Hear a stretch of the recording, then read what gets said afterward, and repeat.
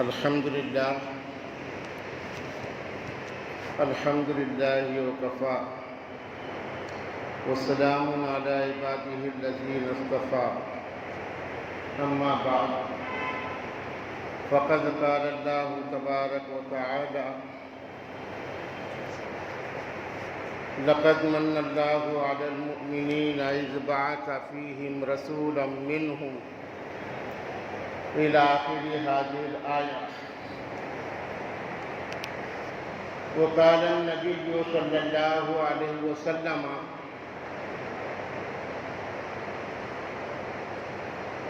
أنا نبي وآدم بين الماء والطين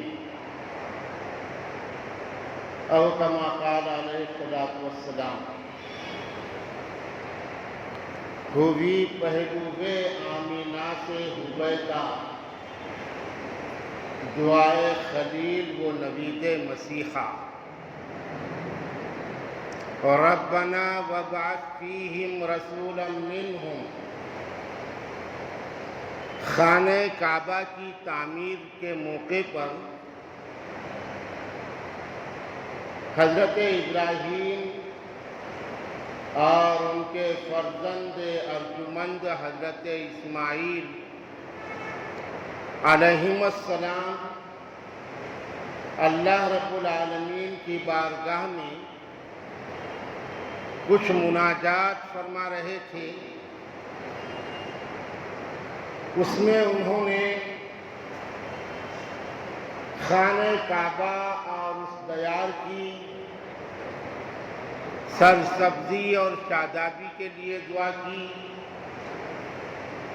اس دیار کی آبادی کے لیے دعا کی، اور ایک دعا خاص طور پر یہ فرمائی، اے اللہ یہاں جو لوگ بسیں گے اور میری جو نسل یہاں سے چلے گی انہی لوگوں میں سے ایک رسول پیدا فرمائیے، ان میں مبعوث کیجیے جو انسانوں کو انسانیت پر مبنی اللہ رب العالمین کی معرفت اور دنیا میں جینے کا طریقہ بتائے.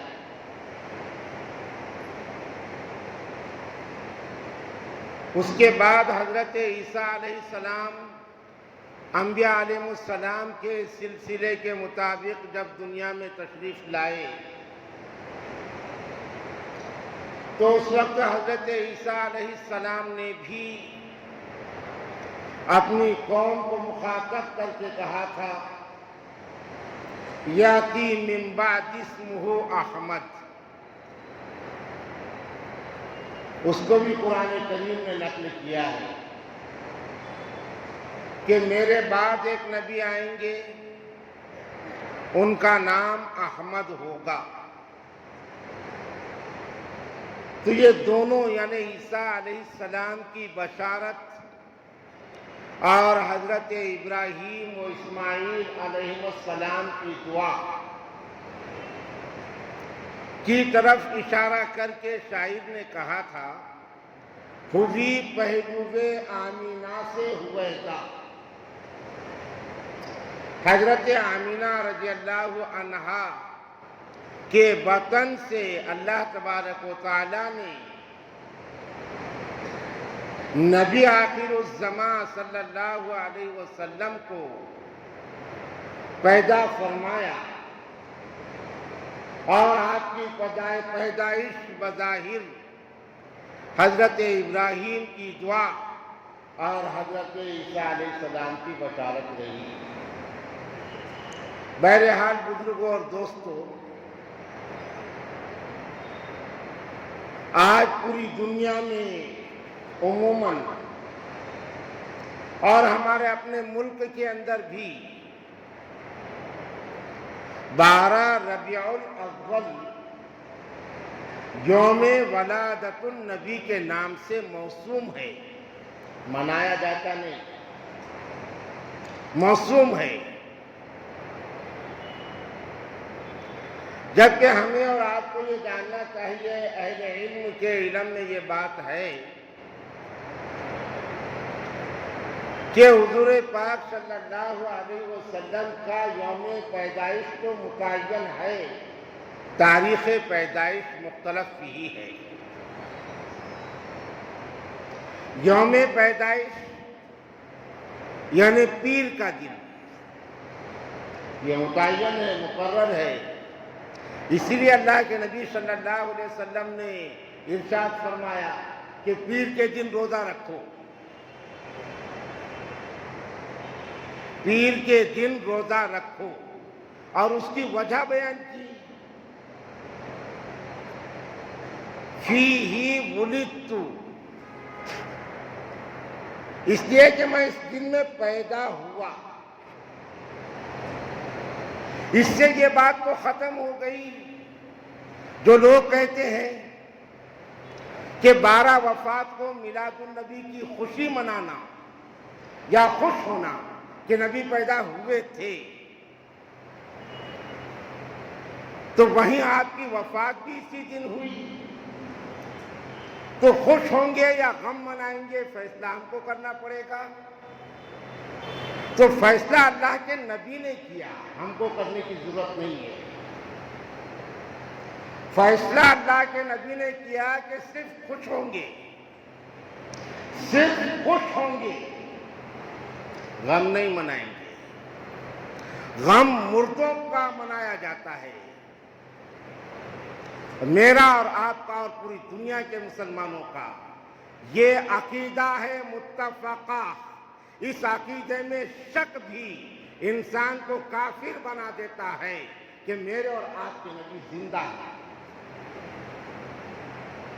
یہ ہمارا متفقہ عقیدہ ہے حیات النبی کا،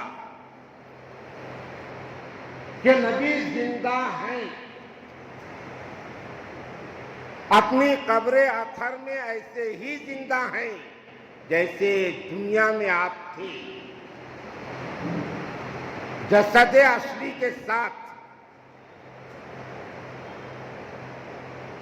اور جو بھی سلام آپ کو کرتا ہے، آپ جواب دیتے ہیں، امت کے اعمال آپ کے سامنے پیش ہوتے ہیں۔ حیات فضائل اعمال حضرت شیخ مولانا محمد زکریہ رحمۃ اللہ علیہ نے جو لکھا ہے، فضائل اعمال، بہت ہوشیار لوگ ہو گئے ہمارے جیسے اس دور کے، میرے جیسے بہت ہوشیار لوگ ہو گئے۔ جماعت کا کام پوری دنیا میں فضائل اعمال کی برکت سے پھیلا، اور اب فضائل اعمال ناکارہ ہو گئی، اب ناکارہ ہو گئی، اب دوسری کتاب لاؤ۔ احادیث کے ذوق اور صحت سے بحث نہیں ہے، وہ بحث کیا نہیں ہے، لیکن کتاب لکھنے والے کی روحانیت تو مسلمہ ہے، اور اس کے دل کا اخلاص مسلمہ ہے۔ وہ روحانیت اور اخلاص کی برکت سے اللہ نے اصلاح امت کے اس کام کو دنیا میں پہنچا دیا، اور دنیا میں اگر عام مسلمانوں کے لیے یہ اعمال اور ایمان کے فضائل کے لیے جو کتاب استعمال ہوئی وہ فضائل اعمال ہے، اور آپ جھگڑا کر دیں یہ پڑھنا کہ وہ پڑھنا۔ اور غلو جب تھا تو اتنا تھا کہ تفسیر بھی فضائل اعمال کے سامنے بے سود تھی، جب غلو تھا تو یہ امت کا حال ہے، یہ امت کا حال ہے۔ حقیقت روایات میں کھو گئی، یہ امت خرافات میں کھو گئی۔ تو حضرت مولانا محمد زکریہ رحمۃ اللہ علیہ نے جو فضائل درود لکھا ہے، تو میں یہ دعویٰ کرتا ہوں اپنے جگہ، ممکن ہے میرا دعویٰ جھوٹا ہو، میں اپنے دعوے کی سچائی کا دعویٰ نہیں کرتا، لیکن میرا یہ دعویٰ ہے کہ حضرت شیخ مولانا محمد زکریہ رحمۃ اللہ علیہ نے جو فضائل درود عشق اور محبت سے معمور لکھا ہے، ویسا فضائل درود کسی نے نہیں لکھا، اور اس فضائل درود میں حضرت شیخ مولانا محمد زکریہ رحمۃ اللہ علیہ نے کئی احادیث کو نقل کیا. یہ بھی ہے اس میں کہ اللہ نے فرشتوں کی ایک جماعت بنایا ہے، مقرر کیا ہے، اور وہ جماعت کا کام ہی وہ ہے کہ وہ سیاحین یعنی وہ فرشتے پھرتے رہتے ہیں، اور جہاں کوئی مسلمان درود شریف پڑھتا ہوا ملے، فرشتے وہ درود شریف کو لے کر روض اقدس پہ حاضر ہو جاتے ہیں اور نامزد پیش کرتے ہیں، فلاں ابن فلاں آپ کے امتی نے نذرانے درود آپ کی خدمت میں پیش کیا. اللہ کے نبی کی توجہ ہوتی ہے تو نبی زندہ ہے. حضور پاک صلی اللہ علیہ وسلم کے پیدائش کی خوشی ہم مناتے ہیں اس اعتبار سے جو اللہ کے نبی نے ہم کو رہنمائی کی ہے. اور ہمارا اور آپ کا سب کا یہ عقیدہ ہے بہرحال کہ حضور پاک صلی اللہ علیہ وسلم اللہ کی پوری مخلوقات میں سب سے افضل ترین ہے. لولاک لما خلقت الافلاک، حضرت تھانوی نے اس کو نقل کیا ہے. حدیث کے ضعف اور صحت سے بحث نہیں ہے، ضعیف حدیث عقیدے میں نہیں چلتی، لیکن نبی کی فضیلت اگر بیان کی جا رہی ہے، اگر حدیث کے الفاظ میں ضعف بھی ہے تو نبی کی فضیلت سے انکار نہیں کیا جا سکتا. لولاک لما خلقت الافلاک، جس کا ترجمہ مولانا محمد قاسم نانوتوی نے کیا ہے سب سے پہلے مشیت کے انوار سے. لوگ کہتے ہیں کہ دیوبند کے علماء گستاخ ہیں، ان کو معلوم ہی نہیں ہے کہ دیوبند کے علماء کا عقیدہ کیا ہے.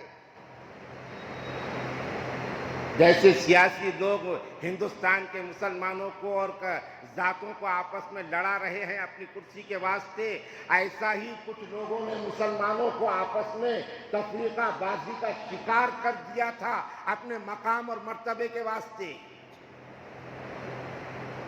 اگر دیوبند کے علماء کی تاریخ کو دیکھا جائے تو آپ خود کہیں گے دیوبند کے علماء سے زیادہ ان کے ہم اثر علماء میں نبیوں کا عاشق کوئی نہیں گزرا. اس قدر عشق نبی شاید کہیں ملے گا کہ مدینہ کی گلیوں میں پھر رہے ہیں اور تربوز کے چھلکے جمع کر رہے ہیں جو لوگوں نے کھا کر کے پھینک دیے، اور وہ چھلکے جمع کر کے لا کے پانی میں ڈال رہے ہیں اور اس کو دھو کے پی رہے ہیں کہ میرے سرکار کا نہ جانے قدم کس جگہ گرا تھا اور وہاں یہ چھلکا پڑا ہوا تھا، وہ چھلکا میں دھو کے پی رہا ہوں. اس سے بڑا اور عشق کیا ہو سکتا ہے؟ یہ کون تھا جس کو دنیا والوں نے نبی کا گستاخ کہا؟ حضرت مولانا رشید احمد گنگوہی. یہ تھا وہ عاشق نبی. لوگ جھاڑو سے اور اچھے کپڑوں سے تو مسجد اور روضے کی صفائی کریں گے، لیکن اپنے داڑھی مبارک سے روزانہ رسول اللہ کے روضے کی صفائی کرنے والا وہ کون تھا؟ وہ دارالعلوم دیوبند کا شیخ الحدیث، شیخ الاسلام والعجم حضرت مولانا حسین احمد مدنی تھے، جو اپنے داڑھی سے اللہ کے نبی کے روضے کی صفائی کرتے تھے. اور کس کو کہتے ہیں عشق؟ عشق کیا ہوتا ہے؟ وہ کون تھا جس نے اللہ کے نبی کا فضلہ، جس کو کہتے ہیں فضلہ یعنی گندگی، فضلے کے پاکی اور ناپاکی میں بحث، نبی کا فضلہ پاک ہے یا ناپاک ہے اس میں بحث، یہ بحث کون چھیڑا؟ حضرت مولانا اشرف علی تھانوی. مولانا اشرف علی تھانوی کی کتابیں پڑھیں ہم سیرت پر. العطور المجموعہ حضرت تھانوی کی کتاب ہے، حیرت انگیز فضائل لکھتی ہے، حیرت انگیز فضائل. اس کے علاوہ اور نین الشفا بنال المصطفیٰ کتاب کا ہے حضرت تھانوی کا. کیا لکھا اس نے؟ نبی کے جوتے کے نقش سے شفا حاصل کرنے کا طریقہ. یہ الگ بات ہے کہ ہم یہ باتیں عوام میں بیان نہیں کرتے. اس لیے بیان نہیں کرتے کہ عوام کے ایمان کی سلامتی ہمارے نزدیک مقدم ہے، اور عوام دین کے باریکیوں سے سب واقف نہیں ہوتے. دین کی باریکیوں سے سب واقف نہیں ہوتے، اور مکمل دین اور دین کی باریکیوں کا علم حاصل کرنا وہ 40 دن اور 4 مہینے کا کام نہیں ہوتا. اس کے لیے عمریں کھپانا پڑتی ہیں. جب باریکیاں عقیدے کی اور ایمان کی اور اعمال کی یہ حاصل ہوتی ہے اور یہ معلوم ہوتی ہے، اس لیے ہمارے علماء نے بہت ساری چیزیں سرے عام بیان کرنے سے احتیاط برتی. ورنہ نبی کے عشق کا اثاثہ تو ہمارے پاس ہے. حضرت مولانا شاہ عبدالحق محدث دہلوی رحمت اللہ علیہ نے کتاب لکھی مدارج النبوت. ابھی کتاب ہے، کئی جلدوں میں ہے، مدارج النبوت. حضرت شاہ عبدالحق محدث دہلوی امام اہل سنت و جماعت. ہم اہل سنت و جماعت ہیں، ہم شیعہ اور رافضی نہیں ہیں. اہل سنت و جماعت ہیں. جس کا خمیر شیعہ تھا وہ شیعت کی طرف چلے گیا، اور اہل سنت و جماعت کے عقائد کیا ہیں؟ ما انا علیہ واصحابی، جو نبی پاک صلی اللہ علیہ وسلم نے بیان کیا ہے. تو مدارج النبوت حضرت مولانا عبدالحق محدث دہلوی رحمت اللہ علیہ کی کتاب ہے. اس کتاب میں حضرت نے لکھا ہے اور اس کو حضرت تھانوی نے بھی نقل کیا ہے. کیا لکھا ہے؟ زمین کا وہ حصہ، روئے زمین کا وہ حصہ جو حضور پاک صلی اللہ علیہ وسلم کے جسم سے لگا ہوا ہے.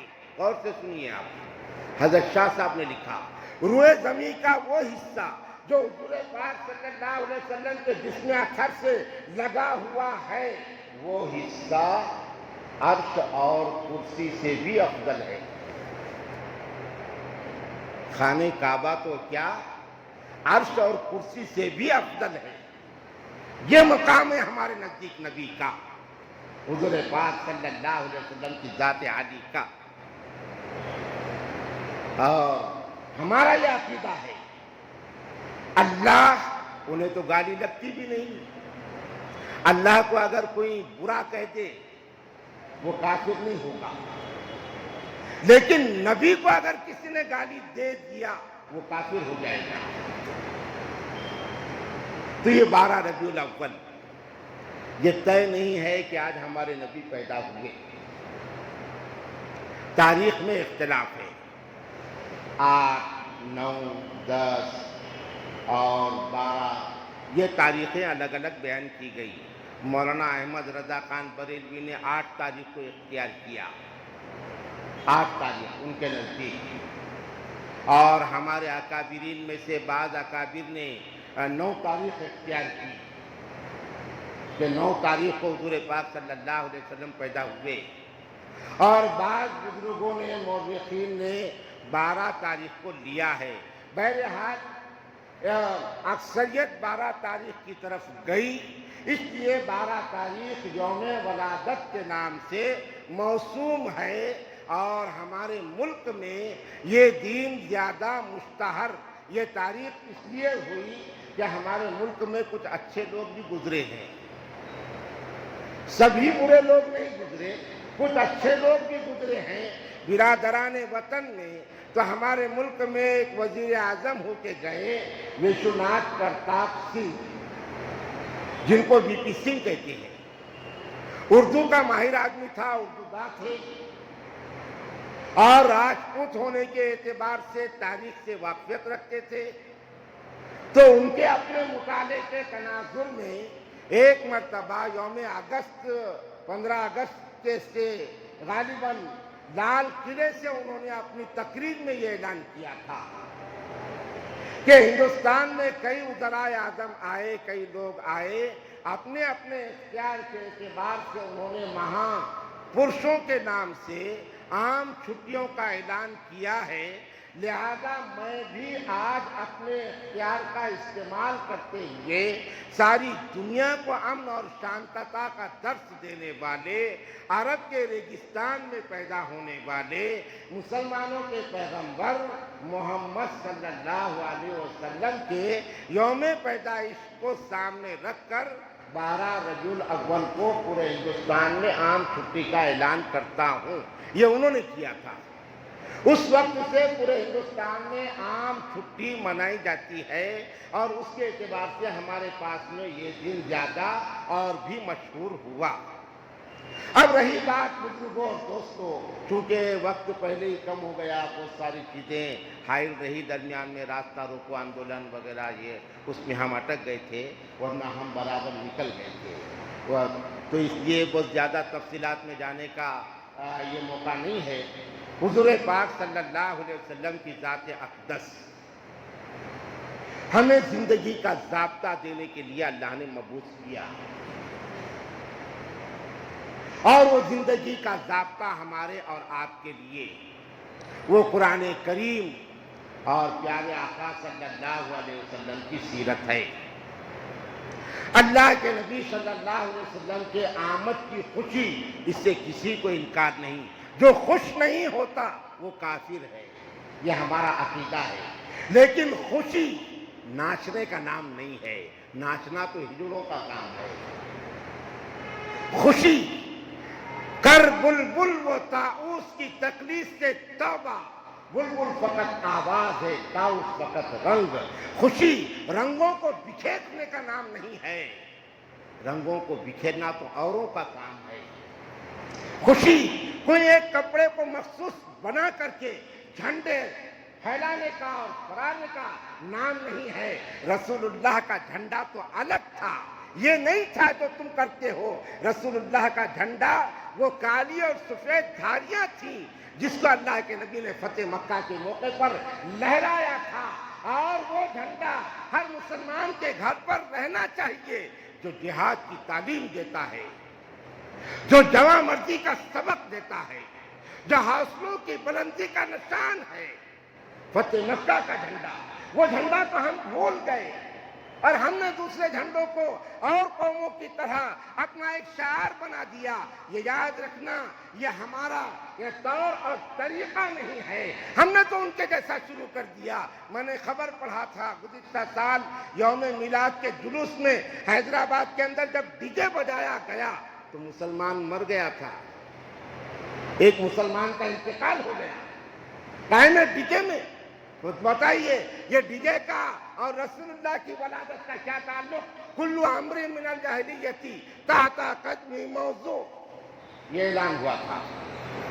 اللہ کے نبی نے یہ اعلان کیا تھا کہ زمانے جاہلیت کی ساری چیزیں میں نے اپنے پیروں تلے روند ڈالا۔ باجا گاجا، ناچنا گانا، شراب پینا، جہالت کے کام کرنا، یہ سب ان کا دیکھ کر خبردار مسلمانوں، ہماری تہذیب الگ ہے، ہماری معاشرت الگ ہے۔ ان کا دیکھ کر ہم ان کے جیسا کرنے کو جائیں گے تو رسول اللہ کی شریعت پر تیشا چلانے والے ہم شمار ہوں گے۔ مسلمان کا ہر عمل جو راستے پر ہوگا وہ دعوت کی نیت سے ہوگا، وہ عبادت کی نیت سے ہوگا، وہ ضد میں نہیں ہوگا کسی کے کہ وہ اگر جینتی کا جلوس نکالتے ہیں تو ہم بھی ماد اللہ فسمہ ماد اللہ فسمہ ماد اللہ جینتی کا جلوس نکالیں؟ نہیں، یہ سیاسی لوگوں کے ہتھ کنڈے ہیں۔ ان سیاسی لوگوں نے اپنی سیاست کا الو حاصل کرنے کے لیے رسول اللہ کی ذات اقدس کو بھی نہیں چھوڑا۔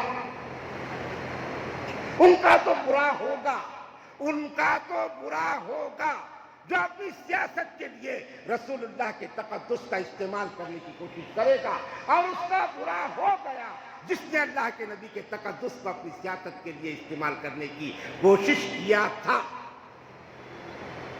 یہ نازک بات ہے، اس لیے کہ اللہ کے نبی یہاں پر بڑے غصہ ہوا، اللہ کی ذات یہاں پر بڑی غصہ اور جلال میں آ جاتی ہے۔ اللہ نے فرمایا خبردار مسلمانوں، تمہاری ہر غلطی کو معاف کر دوں گا، لیکن نبی بیٹھے ہوئے ہیں اور نبی کی طرف تم نے پیر کر کے بیٹھا تو میں تمہاری غلطی کو معاف نہیں کروں گا، تمہاری پوری نیکیاں میں ختم کر ڈالوں گا۔ نبی کی مجلس میں اگر تمہاری آواز بلند ہو گئی تمہاری نیکیاں ختم کر ڈالوں گا۔ سورہ حجرات کو ہم پڑھیں، اللہ نے نبی کا ادب سکھایا ہے، اس لیے نبی کے فضائل سے انکار نہیں، اس کو تو ہم مانتے ہیں۔ نبی پاک صلی اللہ علیہ وسلم کی محبت ہمارے ایمان کی بنیاد ہے۔ نبی کریم صلی اللہ علیہ وسلم سے ذاتی طور پر عشق یہ ہمارا ایمان ہے، ہمارا ایمان ہے۔ لیکن بزرگوں اور دوستو، قرآن ہی سے پوچھیں گے قل ان کنتم تحبون اللہ فاتبعونی یحببکم اللہ یغفر لکم ذنوبکم واللہ غفور الرحیم۔ تو محبت یہ ہے، لو كان حبك صادقا لاطعته لأن المحب لمن يحب يطيع۔ ایک 16 یا 17 سال کا نوجوان تھا جو محمد بن قاسم بن کر رسول اللہ کا امتی بن کر ہندوستان میں آیا تھا۔ اللہ نے اس نوجوان کے قدموں کی برکت سے ہندوستان میں اسلام کی بنیادوں کو مضبوط کیا۔ آج کتنے جوان ہیں ہمارے، جوانوں کو مادی طاقتیں بلیک میل کرنا چاہ رہی ہیں، جوانوں کو ان کی تہذیب اور ان کے کلچر پر حملہ کر کے۔ اس لیے نوجوانوں، آج 12 ربیع الاول نبی سے موسوم پیدائش کی خوشی ہمارے پاس اگر ہے تو ہم یہ طے کریں، آج ہم یہ طے کریں کہ ہم کو نبی سے محبت ہے۔ بہرحال ہے، میری عمر سے بڑھ کے نہیں، جو نوجوان ہیں وہ ہاتھ اٹھائیں، ہم کو نبی سے محبت ہے، ہاتھ اٹھائیں، کن کو ہے، میری عمر سے بڑھ کے نہیں، اور ہم کو نبی سے عشق ہے نا؟ تو یہ طے کرو ہم اپنے بال نبی کے جیسے رکھیں گے۔ حدیث میں ہے ایک ہی انسان ہے دنیا میں ایک ہی انسان ہے جس کے بال رکھنے کا طریقہ محفوظ، جس کے داڑھی رکھنے کا طریقہ محفوظ، جس کے ناخن نکالنے کا طریقہ محفوظ، جس کا ضرورت کو جانے کا طریقہ محفوظ، ضرورت سے نکلنے کا طریقہ محفوظ، کھانا کھانے کا طریقہ محفوظ، کھانا ختم کرنے کا طریقہ محفوظ، غسل کرنے کا طریقہ محفوظ، سونے کا طریقہ محفوظ، جمع کا طریقہ محفوظ، بات کرنے کا طریقہ محفوظ، راستے سے چلنے کا طریقہ محفوظ۔ ایک انسان ہے، صرف کوئی نہیں، دونوں جہاں آئینہ دکھلا کے رہ گئے، لانا پڑا تمہیں کو تمہاری مثال میں۔ ایک انسان ہے صرف جس کی پوری زندگی محفوظ ہے۔ ہمارے پاس آئیڈیل، ہمارے پاس آئیڈیل ہے، نمونہ ہے۔ ہم بھکاری نہیں ہیں، اور لوگ بھکاری ہوں گے جو دامن پھیلا کر کے بال رکھنے کا طریقہ دوسروں سے لیں گے۔ ہمارے پاس آئیڈیل ہے، ہمیں زندگی کا کوئی طریقہ کسی سے لینے کی ضرورت نہیں، صرف محمد الرسول اللہ۔ تو یہ طے کر دیجئے کہ ہم اپنے بال رکھیں گے نبی کے طریقے پر، ہم اپنے ناخن نکالیں گے نبی کے طریقے پر، ہم چلیں گے تو نبی کے طریقے پر، ہم بیٹھیں گے تو نبی کے طریقے پر، ہم کھائیں گے تو نبی کے طریقے پر، سب کچھ ہم نبی پاک صلی اللہ علیہ وسلم کے طریقے پر کریں گے۔ اس لیے کہ نبی بیٹا ہے آمینہ اور عبداللہ کا، تو بیٹوں کو چاہیے کہ آمینہ اور عبداللہ کے بیٹی کی طرح بنے۔ نبی شوہر عائشہ اور خدیجہ کا، تو تمام مردوں کو چاہیے کہ وہ عائشہ اور خدیجہ کے شوہر کے جیسا اپنا کردار بنائیں اپنے گھر کے اندر۔ نبی باپ ہے فاطمہ اور کلثوم کا، تمام باپ کو چاہیے کہ وہ اپنا کردار فاطمہ اور کلثوم کے باپ کی طرح بنائیں۔ ہمارے پاس آئیڈیل ہے، انما انا لکم مثل الوالد أعلمكم كل شيء حتى إذا جاء أحدكم الغائط فلا تستقبلوا القبلة ولا تستدبروها. تو کہا کہ اللہ کے نبی نے میں تمہارے لیے ایک شفیق باپ کی طرح ہوں، میں تم کو ساری باتیں بتاتا ہوں، یہاں تک کہ ضرورت کو جانے اور ضرورت سے آنے کا طریقہ بھی میں تم کو بتاتا ہوں.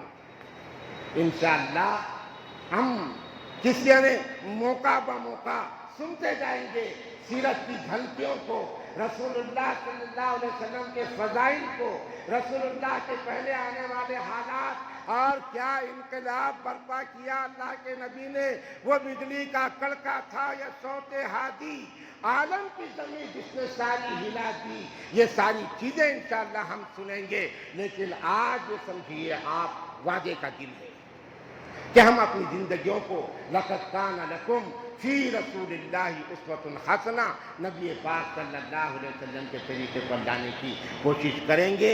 اپنے گھروں میں نبی کے طریقوں کو زندہ کریں گے، اپنے معاشرے میں نبی کے طریقوں کو زندہ کریں گے، اپنے اولاد کے نبی کے طریقے پر انشاءاللہ ہم تربیت کریں گے. اللہ سے دعا ہے اللہ تبارک و تعالی ہم تمام کو دل دانا، دل بینا، دل سنوا عطا فرمائے، اور حالات کے تناظر میں ہمیں ایک مسلمان کا کردار پیش کرنے کی توفیق اور طاقت نصیب فرمائے. وآخر دعوانا الحمد للہ رب العالمین.